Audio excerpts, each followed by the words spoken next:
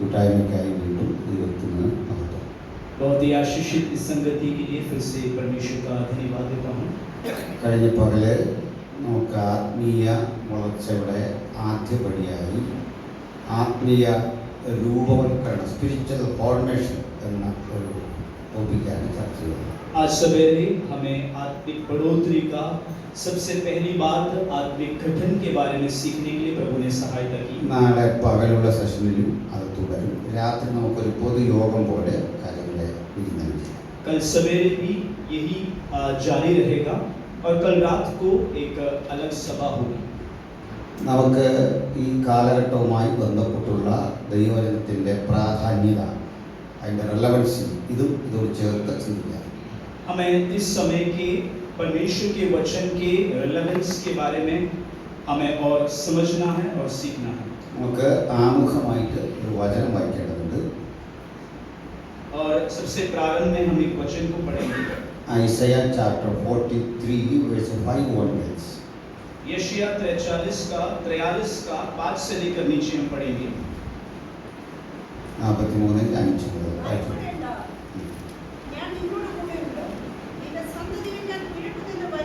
ഭയപ്പെടേണ്ട, ഞാൻ നിന്നോട് കൂടെ ഉണ്ട്. मत डर, मैं तेरे साथ हूँ, मैं तेरे वंश को पूर्व से ले आऊंगा.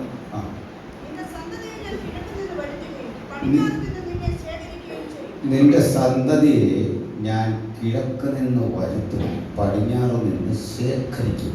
तेरे वंश को पूर्व से मैं ले आऊंगा और पश्चिम से भी इकट्ठा करूंगा.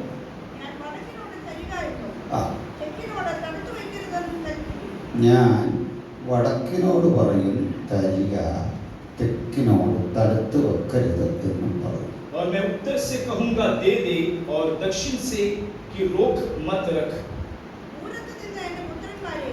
വായിച്ചിരിക്കുന്ന അനുഗ്രഹിക്കപ്പെട്ട വചനത്തിനായി ദൈവത്തിന് മഹത്വം. पढ़ा हुआ आशीषित वचन के लिए परमेश्वर का धन्यवाद करता हूँ. ഈ വചനത്തിലേക്ക് വരും മുമ്പ് നമുക്കൊരു ഇൻട്രൊഡക്ഷൻ ആവശ്യമുണ്ട്. इस वचन में आने से पहले हमें एक इंट्रोडक्शन की जरूरत है. നമ്മുടെ പക്കലിരിക്കുന്ന ബൈബിൾ എന്തുകൊണ്ടാണ് ദൈവവചനമായിരിക്കുന്നത്? हमारा पास जो बाइबल है ये क्यों कर परमेश्वर का वचन है. നിങ്ങൾ ഒരാളോട് പറയുകയാണ്, आप एक व्यक्ति से कहते हैं this is God's word. ये परमेश्वर का वचन है. How you can prove this is God's word? और इसे कैसे आप साबित कर सकते हैं कि ये परमेश्वर का वचन है. അത് എഴുതിയിട്ടുണ്ട്, ദൈവവചനമാണ്. उसमें लिखा है कि ये परमेश्वर का वचन है. അതേ കാര്യം എല്ലാ മതഗ്രന്ഥങ്ങൾക്കും ബാധകമാണ്. और यही बात सारे धर्म के लिए बाधक है. Lord Krishna advising Arjuna. प्रभु कृष्ण जो है अर्जुना को ये सलाह देता है. So Bhagavad Gita is the word of Lord Krishna. और भगवत गीता जो है लॉर्ड कृष्णा का वचन है. അത് ദൈവവചനമല്ലേ? क्या वो परमेश्वर का वचन नहीं? സകല ഗ്രന്ഥങ്ങളും directly or indirectly claiming that these are God's words. सारे ग्रंथ जो है सीधे या दूसरे मार्ग से ये बताना चाहते हैं कि हम ये परमेश्वर का ग्रंथ है, परमेश्वर का वचन है. നിങ്ങൾ അറിയുന്ന പോലെ ഞാൻ പ്രധാനമായിട്ടും ഇസ്ലാമിക സംവാദ മേഖലയിലാണ് ഇടപെടുന്നത്. आप जानते हैं प्रामुखिक तौर पर मैं इस्लाम विवादों में लगे रहता हूँ. ഇപ്പോൾ അത് വളരെ കുറഞ്ഞു, കാരണം അവരിൽ നിന്നുള്ള ആ ത്രട്ട് അല്ലെങ്കിൽ ഒരു ചലഞ്ച് ഇല്ല, അതാണ് കാരണം. अभी वो बहुत ही कम हुआ है क्योंकि उनकी ओर से कुछ चुनौतियां मुझे नहीं आ रही है. അവരുടെ ചോദ്യങ്ങളെയൊക്കെ കൃപയാൽ നിഷ്പ്രഭമാക്കാൻ ദൈവം അവസരങ്ങൾ നൽകും. उनके सवालों को प्रभु की अनुग्रह से निष्फल करने के लिए प्रभु ने मुझे मदद की. ഒരു ചെറിയ ആയുധം പോലും അവരുടെ പക്കലില്ല. एक छोटा हथियार भी उनके पास अभी नहीं. എന്നാൽ എനിക്ക് ഉത്തരം കൊടുക്കാൻ കഴിയാതെ പോയ ഒരു ചോദ്യം അവർക്കുണ്ട്. लेकिन मैं उत्तर नहीं दे सकने वाला भी एक सवाल उनके पास है. ഇന്ന് രാത്രി ഞാൻ സംസാരിക്കുമ്പോഴും എനിക്ക് അതിന് ആൻസർ കണ്ടെത്താൻ കഴിയില്ല. आज रात्रि काल मैंने यहाँ बात करते वक्त भी उसका उत्तर मैं नहीं पाया. അത് നിങ്ങൾക്ക് ആർക്കെങ്കിലും സഹായിക്കാൻ പറ്റുകയാണെങ്കിൽ എന്നെ ഹെൽപ്പ് ചെയ്യുക. और आप में से कोई मुझे मदद कर सकते हैं तो कृपया कीजिए. അത് എന്താണ്? वो क्या है? ഖുർആൻ എന്ന് പറയുന്നത്, ഹൽ ഖുർആൻ എന്ന് വിളിക്കുന്ന അവരുടെ മതഗ്രന്ഥം ദൈവവചനമാണ് എന്നവർ തെളിയിക്കുന്ന രീതി നമുക്ക് കണ്ണി പഠിക്കാൻ പറ്റില്ല. होली कुरान जो है, पवित्र कुरान, उनका मत, उनका धर्म का ग्रंथ है करके जो बात वे करते हैं उसको हम खंडित नहीं कर सकते हैं. If you ask how you can prove Quran is God's word, यदि सवाल करें कि किस प्रकार कुरान परमेश्वर का ग्रंथ है, परमेश्वर का वचन है, कैसे साबित करें? അവര് പറയും എന്തുകൊണ്ടാണ് ഖുർആൻ ദൈവവചനമായത്? वे कहेंगे कि क्यों कर कुरान परमेश्वर का वचन हुआ? അതിന്റെ കാരണം വളരെ സിമ്പിളാണ്. ബിക്കോസ് ഖുർആൻ എഴുതിയത് അല്ലാഹുവിന്റെ പ്രവാചകനായ മുഹമ്മദാണ്. उसका कारण भी बहुत ही सरल है, क्योंकि कुरान लिखा गया है अल्लाह का भविष्यवक्ता या नबी मोहम्मद के द्वारा. അപ്പോൾ മുഹമ്മദ് പ്രവാചകനാണെന്ന് ആര് പറഞ്ഞു? तो मोहम्मद नबी है करके कौन कहा? അത് ഖുർആൻ പറഞ്ഞു. वो कुरान कहती है. അപ്പോൾ ഖുർആൻ ദൈവവചനമാണെന്ന് ആര് പറഞ്ഞു? तो कुरान परमेश्वर का वचन है या कलाम है, कौन कहा? അത് മുഹമ്മദ് പറഞ്ഞു. वो मोहम्मद ने कहा. മുഹമ്മദ് എങ്ങനെ പ്രവാചകനാകും? तो मोहम्मद कैसे नबी बन गया? ഖുർആൻ പറയുന്നു. कुरान कहता है. ഖുർആൻ എങ്ങനെ ദൈവവചനമാകും? कुरान कैसा परमेश्वर का कलाम होगा? പ്രവാചകനായ മുഹമ്മദല്ലേ എഴുതിയത്? अरे नबी मोहम्मद ने तो लिखा है. ഞാൻ പറഞ്ഞു ഞാൻ പരാജയപ്പെട്ടു. मैंने बोला मैं पराजित हो गया, ഇത് എനിക്ക് ഉത്തരം കൊടുക്കാൻ പറ്റാവോ? क्योंकि इसी बात में मैं उत्तर नहीं दे सका. എന്ത് ഉത്തരം കൊടുക്കും? क्या उत्तर देना है? ഇതിന് പറയുന്നതാണ് സർക്കുലേറ്റിംഗ് ആർഗ്യുമെന്റ്. इसको कहते हैं सर्कुलेटिंग, घुमा फिराने वाला आर्ग्यूमेंट या तर्क. അങ്ങനെയാണ് നിങ്ങൾ നാളെ ഒരു ഗ്രന്ഥം എഴുതിയാൽ അതും ദൈവവചനമാക്കാം. और ऐसा है तो यदि आपने कल एक ग्रंथ लिखा तो वो भी परमेश्वर का कलाम साबित कर सकते हैं. ഒരു ലോജിക്കൽ സപ്പോർട്ട് അതിലില്ല. एक लॉजिकल सहारा उसमें नहीं है. ഞാൻ ഇത് തന്നെ ഒരു വീഡിയോ ആക്കിയിട്ടുണ്ട്. ये इसी को ही मैंने एक वीडियो भी बनाया है. അപ്പോൾ ഒരാള് ദൈവ പ്രവാചകനാണ് അതേ ഗ്രന്ഥത്തിൽ പറഞ്ഞു. तो एक व्यक्ति परमेश्वर का नबी है करके उसी ग्रंथ में कहा, അത് വിശ്വസിക്കാൻ അവർക്ക് ബാധ്യതയുണ്ട്, നമുക്കുണ്ടാവും. और ये विश्वास करने के लिए वे बाधित हैं. हम क्या बाधित हैं? ഇവരൊരു ചോദ്യം ഇങ്ങോട്ട് ചോദിക്കുക. तो ये लोग ऐसा एक सवाल हमसे करते हैं. ബൈബിളിന്റെ കാര്യത്തിൽ ഇങ്ങനെയല്ല. तो बाइबल के बारे में भी तो ऐसा है. Bible itself is claiming that it is God's word. Bible स्वयं साबित करती है या क्लेम करती है कि ये परमेश्वर का ग्रंथ है. അത് തമ്മിൽ വ്യത്യാസമുണ്ടാവും. और उसमें और इसमें क्या फर्क है? അത് ക്രൈസ്തവർ വിശ്വസിച്ചപ്പോലെ मसीही लोग विश्वास करें അപ്പൊ എങ്ങനെ പോകും? तो ऐसे क्या बने, कैसे बनेगा? ഒരു ലോജിക് എടുത്താൽ നമുക്ക് അവർക്കെല്ലാം ഒരുപോലെ ബാധകമാകണം. एक लॉजिक यदि तैयार करते हैं तो हमें और उनके लिए बाधित होना है. तो क्या करना है? അതുകൊണ്ടല്ല നമ്മൾ വിശ്വസിക്കുന്നത്. और इसी कारण हम विश्वास नहीं करते हैं. ഈ ബൈബിൾ അതിൽ തന്നെ പറയുന്നത് നമുക്ക് അങ്ങ് വിടാൻ തൽക്കാലം. ये बाइबल उसमें जैसे कहते हैं उसको हम फिलहाल छोड़ दें. അതിന്റെ ചില കാരണങ്ങൾ പറഞ്ഞ ഈ വചനത്തിലേക്ക് വരാം. उसका कुछ कारण कहते हुए वचन में बढ़ना चाहता हूँ. ആദ്യം ഞാൻ പറയട്ടെ, सबसे पहली बात मैं कहना चाहता हूँ, ബൈബിളിലെ ദൈവവചനമാക്കുന്ന അടിസ്ഥാനപരമായ ഘടകങ്ങൾ. बाइबल को परमेश्वर का कलाम बनाने वाला बुनियादी कुछ बातें. ഒന്നാണ് അത് കൈകാര്യം ചെയ്യുന്ന പ്രവചനം. सबसे पहली बात वो कार्य करने वाले उसकी नबुवत या भविष्यवाणियां. Prophetical value of Bible. परमेश्वर के कलाम का नबुवत करने वाली सामत. ഈ പ്രവചനം എന്ന് പറയുന്നത് നിറവേറി കഴിഞ്ഞാൽ, അത് കംപ്ലീറ്റ് ആയി കഴിഞ്ഞാൽ, prophecy accomplish automatically it will become A part of history. एक नबुवत या भविष्यवाणी यदि पूर्तिकरण होता है तो वो इज़राइल का कहा जाता है, ये क्लेम कर सकते हैं. इतिहास वो एक इतिहास हो जाता है. അതായത് ഒരു പ്രവചനം പണ്ട് പറഞ്ഞൊരു കാര്യം നിറവേറി കഴിഞ്ഞാൽ, അത് കംപ്ലീറ്റ് ആയ കഴിഞ്ഞാൽ it will become A part of history, ചരിത്രത്തിന്റെ ഭാഗമാകും.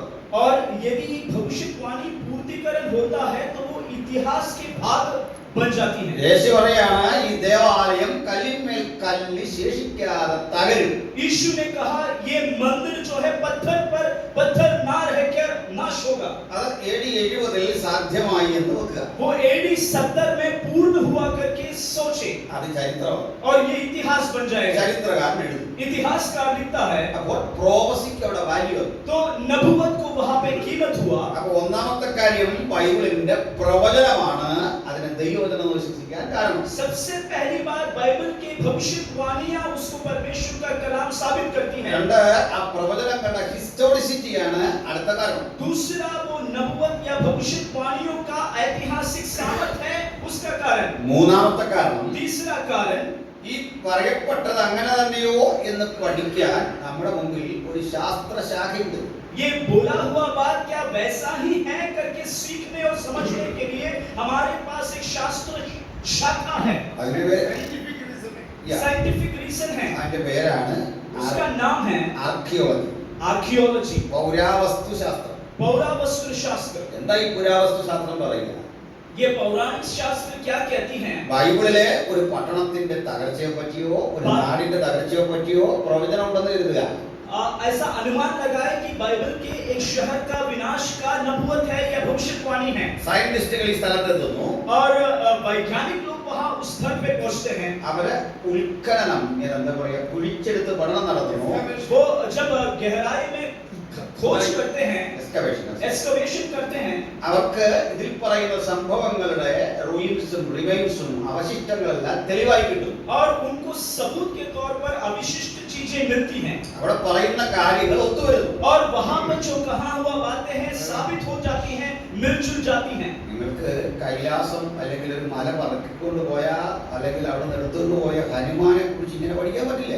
आपको कैलासम या उस पहाड़ को उठा ले गया हुआ हनुमान के बारे में इस प्रकार सीख नहीं सकते. പുരാണങ്ങളിൽ പറയുന്ന പോലെ തന്നെ ഇങ്ങനെ നിങ്ങൾക്ക് തെളിയിക്കാൻ പറ്റില്ല.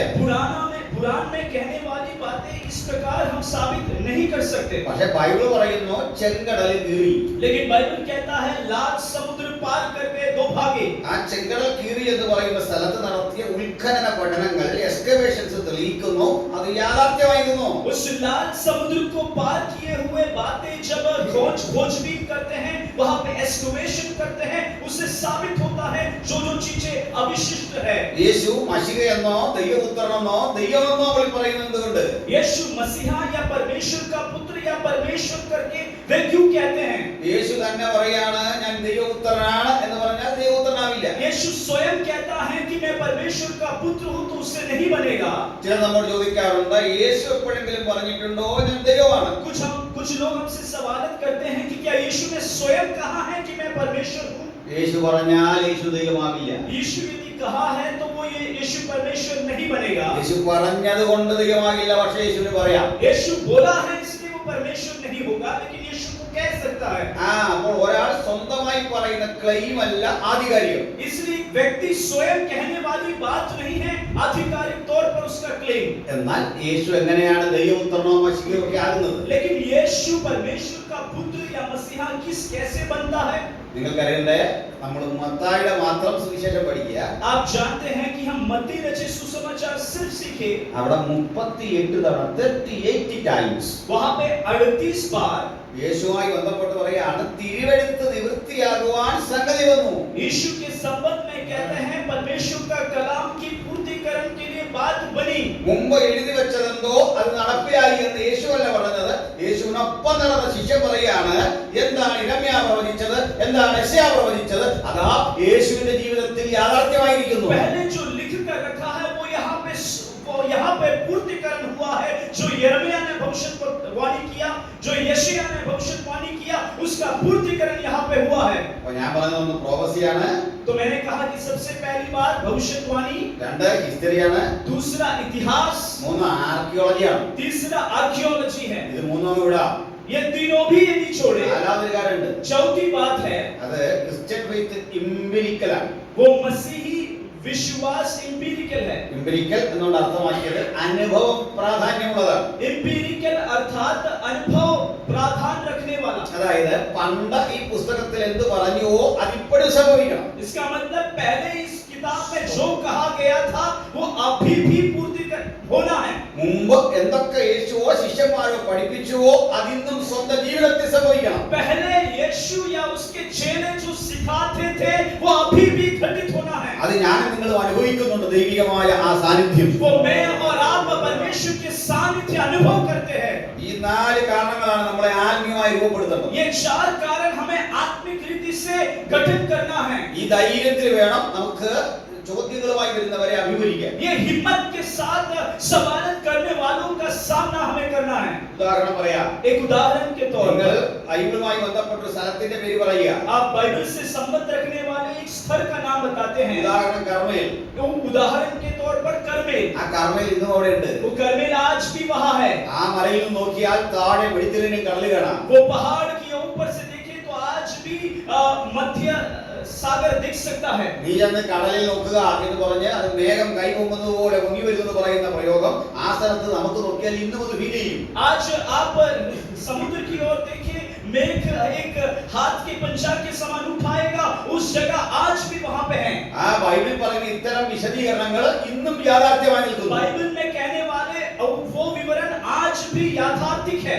ഞാൻ ഇസ്ലാമിക വാക്യവുമായി ബന്ധപ്പെട്ട് വേറെ ചില കാര്യങ്ങൾ പറഞ്ഞു. मैं इस्लामिक लोगों के सिलसिले में कुछ और बात कहे हैं। ഈ മെക്ക മദീന തുടങ്ങിയ പട്ടണങ്ങളെ കുറിച്ചുള്ള വിശദീകരണങ്ങളൊന്നും യാതൊരു തരത്തിൽ ആർക്കിയോളജിക്കലി പ്രൂവൺ അല്ല. ये मक्का और मदीना का विवरण जो है किसी भी रीति से आर्कियोलॉजिकली एक्सकवेशन से प्रूव नहीं कर सकते हैं। അവരുടെ എല്ലാ വാദങ്ങളും അപ്രസക്തമായി പോകുന്ന ചില കാര്യങ്ങളാണ്. उनका हर एक विवाद नाकाम होने वाली बातें हैं। ആക്ച്വലി മറ്റൊന്നാണ് സംഭവിച്ചത്. एक्चुअली दूसरी बातें घटित हुआ है। 84 സങ്കീർത്തനത്തിൽ നമ്മൾ വചനം വായിക്കുന്നുണ്ട്. 84 भजन में हम एक वचन को पढ़ते हैं। കണ്ണുനീർ താഴ്വരയിൽ കൂടി കടക്കുമ്പോൾ അവർ അതിനെ ജലാശയമാക്കുന്നു. आंसू की तराई से जब जाते हैं वो उसे पानी का स्थल बनाते हैं। ബാക്കയുടെ താഴ്വര എന്ന് ഹീബ്രുവിൽ കാണും. बाका की तराई करके इब्रानी भाषा में हम देख सकते हैं। പഴയ മലയാളം പരിഭാഷയിലൊക്കെ ബാക്ക എന്ന് തന്നെ കാണും. पुराने मलयालम परिभाषा में बाका लिखा है വാലിയോ ബാക്ക. और बाका की तराई। ഈ ബാക്കായുടെ താഴ്വര എന്ന് പറയുന്ന സ്ഥലം ഇത് യോർദാന്റെ പരിസരമാണ്. ये बाका की तराई आज यर्दन की स्थल है। ഇവിടെ ചിലതരം മരങ്ങൾ നിന്നു. यहाँ पे कुछ झाड़ या वृक्ष पाए जाते थे। ഈ മരങ്ങളുടെ ഇല ഒരു സൂചിയുടെ നിലയിൽ വളരെ നാരോ ആയിട്ടുള്ള ഇലകളാണ്.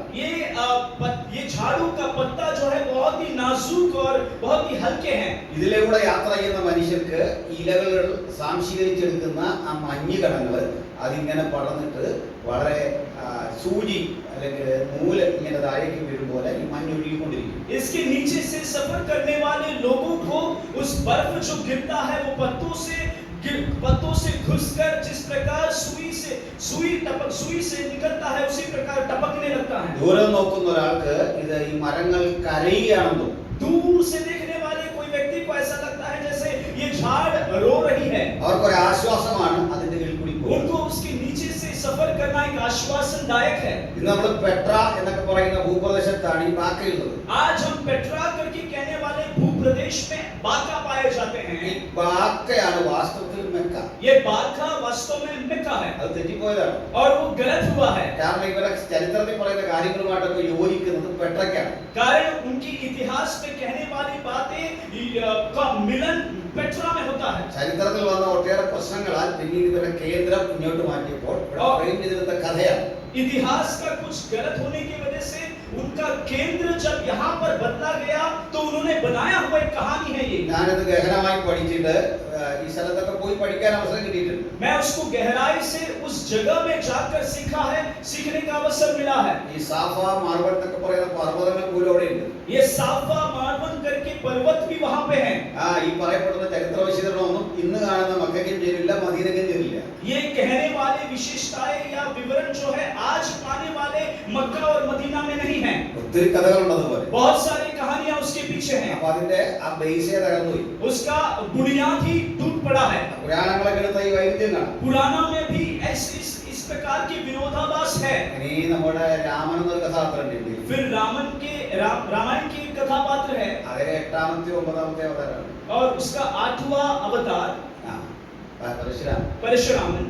അപ്പോ പക്ഷേ ഒരു കാര്യമുണ്ട്, ഇതേ പരശുരാമൻ കേരളം ഭരിച്ചു. और यही परशुरामन केरला का शासन किया, കേരളം ഉണ്ടാക്കി, केरला को बनाया മഴ പറഞ്ഞാണ് ഉണ്ടാക്കി. और कुलाड़ी फेंक कर ऐसा केरला बनाया। അദ്ദേഹം മഴ വരുന്നതിന് മുമ്പ് മഹാബലി ഭരിച്ചു. और वो एक कुलाड़ी फेंकने से पहले महाबली मर गया। കാരണം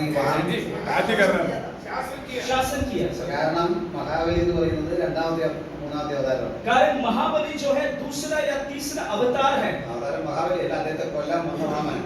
अवतार महाबली नहीं है, उनको मारने के लिए आने वाला वामनन है। ചുരുക്കത്തിൽ ഇദ്ദേഹം ഈ അഴി എറിയുന്നതിന് മുമ്പേ മഹാബലി ഭരിച്ചു എന്ന് പറഞ്ഞാൽ കടലിൽ നിന്ന് വരികയാണ്.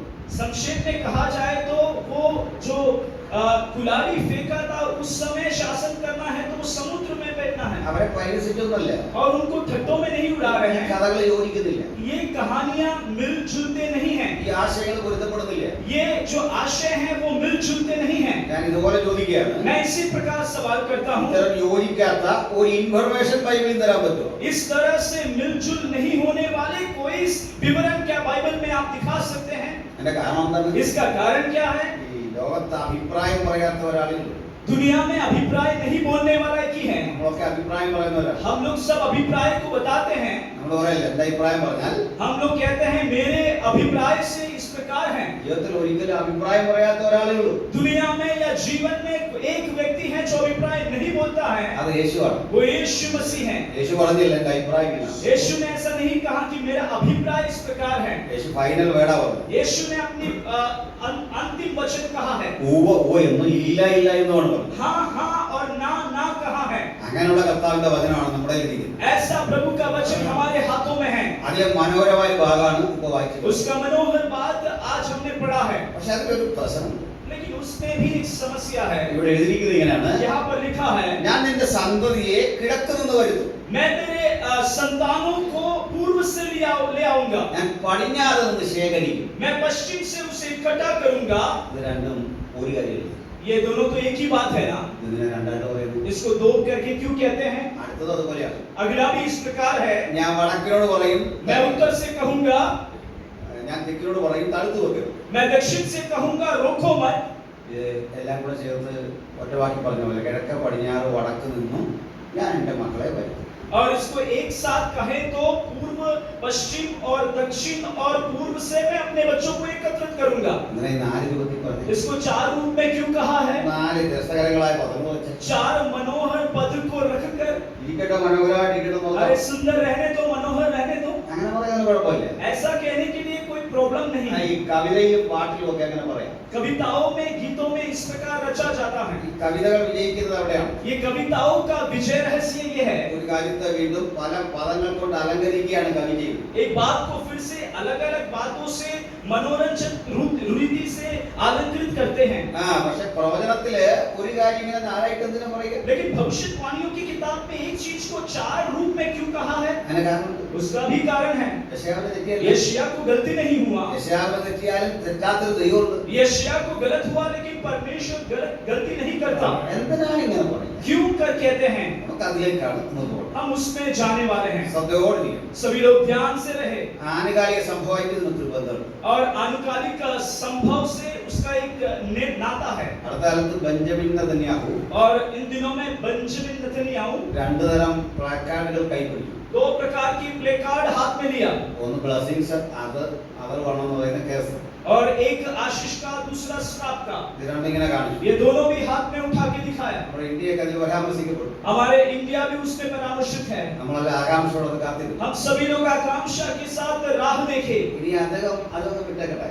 और ये भी छोड़ दीजिए, ഒരുത്തൻ അനുഗ്രഹിക്കപ്പെട്ടാൽ എങ്ങനെ ഇരിക്കുമെന്ന് അറിയാൻ ജൂതനെ നോക്കിയാൽ മതി. एक व्यक्ति आशीषित होगा तो कैसे होगा, वो यहूदियों को देखे। ഒരുത്തൻ ശപിക്കപ്പെട്ടാൽ എങ്ങനെ ഇരിക്കുമെന്ന് അറിയാൻ അവനെ നോക്കിയാൽ മതി. एक व्यक्ति यदि श्रापित होगा तो किस प्रकार होगा, वो भी यहूदियों को देखे।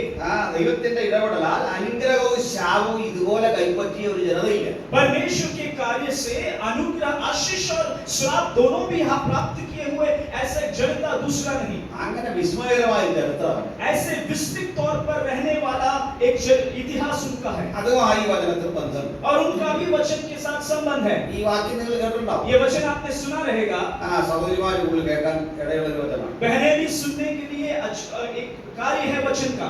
തെക്കിനോട് തടുത്തു വെക്കരുത്, വടക്കിനോട് തരിക. ഇതൊക്കെ ക്യാഷിന്റെ കാര്യമെന്നാണ് വിചാരിക്കുന്നത്. और दक्षिण को रोको करके और उत्तर को रुके रहो करके कहते हैं, ये कैश के बारे में है करके लोग सोचते हैं। ഇത് എങ്ങനെ വ്യാഖ്യാനം ചോദിച്ചാലും പണം ഇതായിട്ട് ഒരു ബന്ധമില്ല. इसको कैसे भी व्याख्या दे, लेकिन धर्म से इसका कोई नाता नहीं।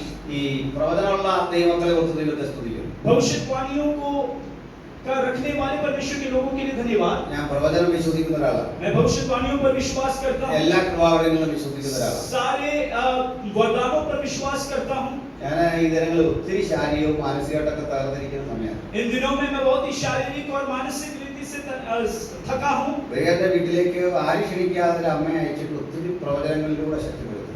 और मेरे घर में कोई भी ना बेचते हुए एक भविष्यद्वक्ता आए और उन्होंने मुझे वचन से हिम्मत दिलाया। ഇവിടെ പ്രവചനമുള്ളവരെ ഞാൻ പരിഹസിക്കുക. इसलिए भविष्यद्वक्ताओं को मैं ठट्टों में नहीं उड़ाता, ഈ പുസ്തകമായിട്ട് ചിലപ്പോൾ ഈ വചനം പൊരുത്തപ്പെടില്ല. लेकिन वचन इस पुस्तक के साथ ये कुछ वचने सामर्थ्य नहीं रखता है। 6 കഷ്ടങ്ങളിൽ യഹോവ നിന്നെ വിധിക്കും.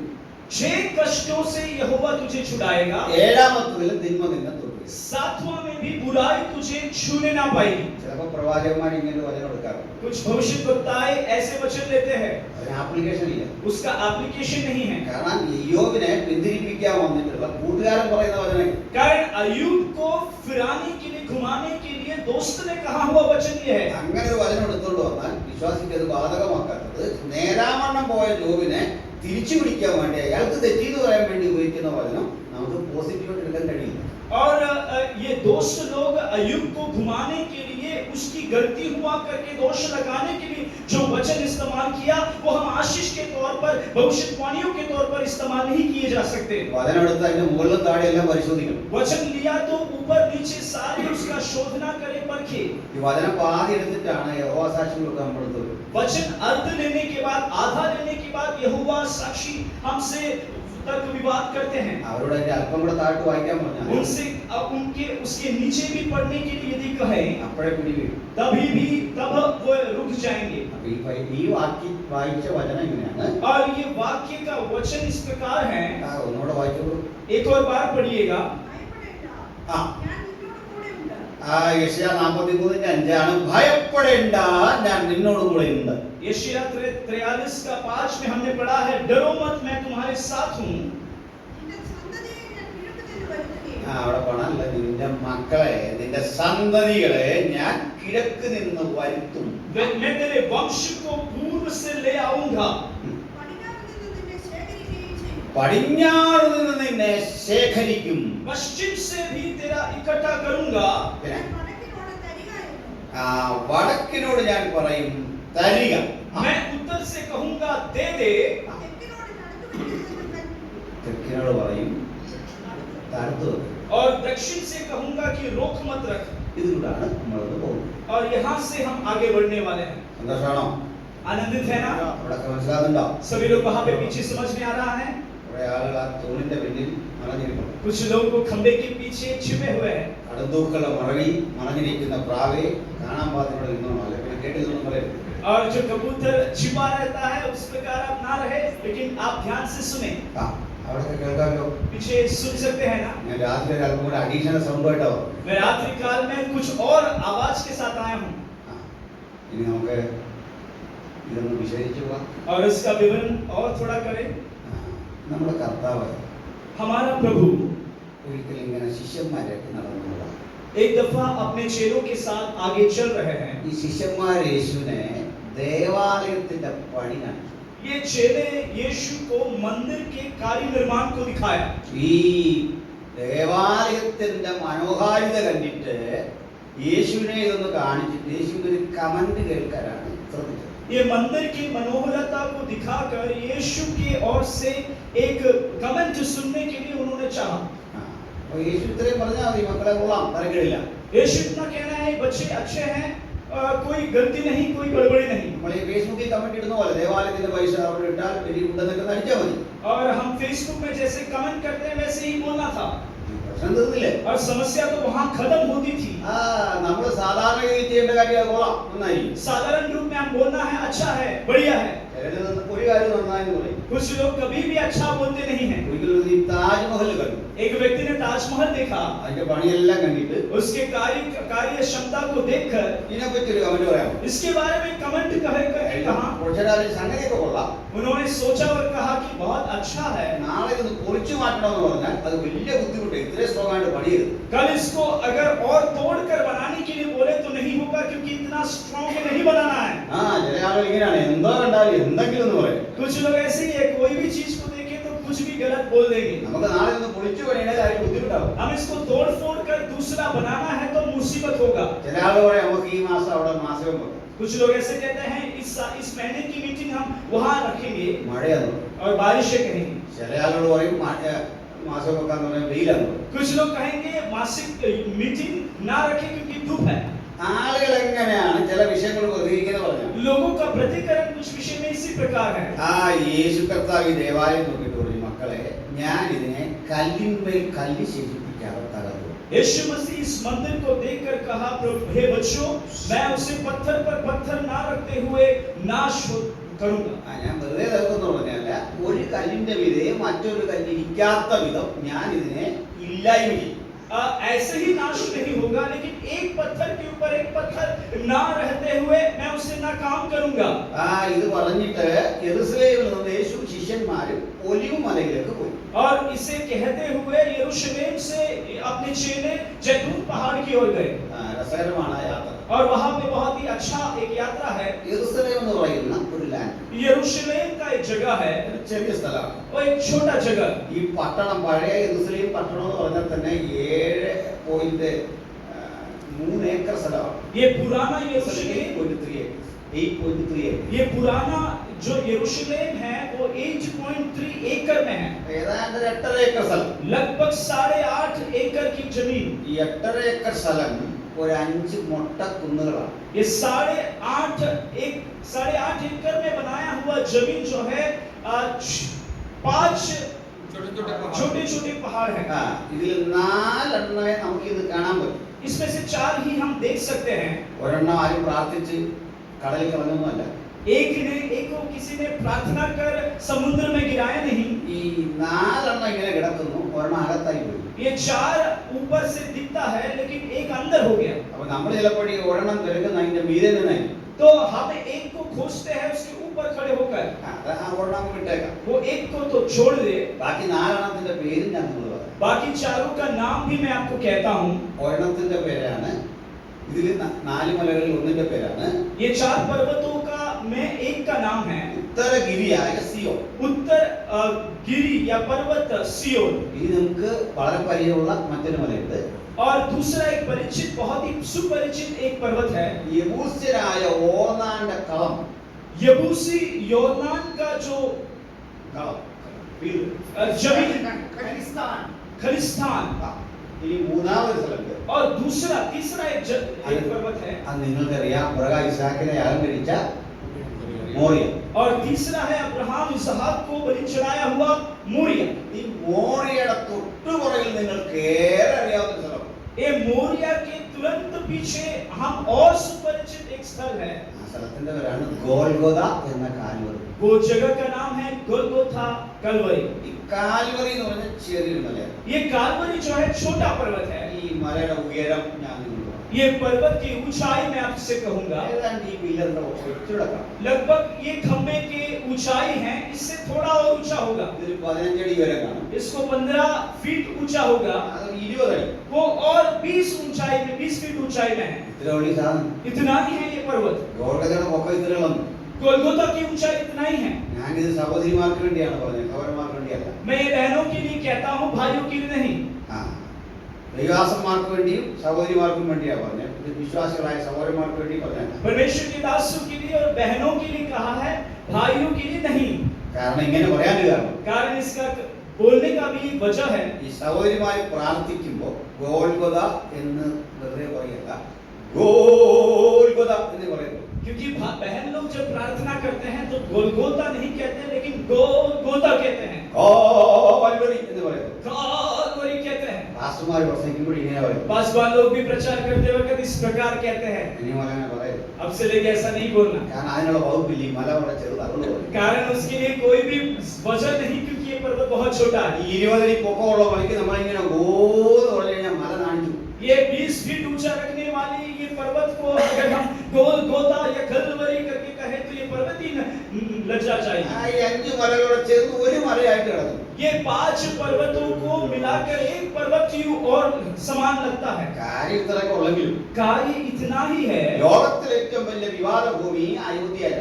लेकिन दुनिया का सबसे विवाद भूमि अयोध्या नहीं, ലോകത്തിലെ ഏറ്റവും വലിയ തർക്കഭൂമി കാർഗിലല്ല. दुनिया की सबसे तर्क भूमि कारगिल नहीं, ലോകത്തിലെ ഏറ്റവും വലിയ തർക്കഭൂമി നമ്മുടെ ചൈന ഇന്ത്യ അതിർത്തിയല്ല. दुनिया की सबसे तर्क भूमि चाइना इंडिया का सीमा नहीं। ലോകത്തിലെ ഏറ്റവും വലിയ തർക്കഭൂമി ഇതാണ്. दुनिया की सबसे तर्क भूमि यही है।